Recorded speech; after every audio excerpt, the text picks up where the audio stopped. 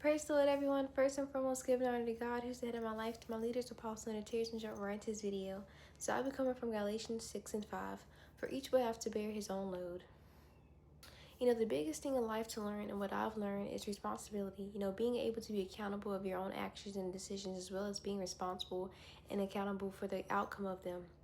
People like to make hasty decisions or wrong decisions, but put the blame on others or things except themselves. We want to make decisions, but not count up the consequences. We are accountable of our own actions and must manage our own responsibilities, whether that can be financial, spending time with God, spiritually, so on and so on. In order to be responsible, we need to take accountability. We need to learn to put the blame on ourselves because we are the ones that make choices and decisions. Start taking in accountability and you'll see a change and be responsible for your own mistakes and actions. The more you start to admit and take accountability, like, oh, I was wrong for this, or yeah, I shouldn't have said that, or I shouldn't have done that, or like, oh, I made a mistake, oh yeah, I shouldn't have said that.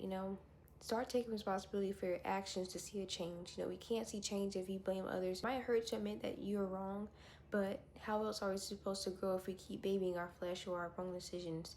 Take responsibility in your affairs, in your natural life, in your household, in your finances, in your walk with God, and everything, because the more we do that, we can see a change in the growth, even deliverance, because you want that change. I had to learn in life years ago. I used to think that I didn't do anything wrong, and I used to put the blame on other people, and I acted like I was a victim.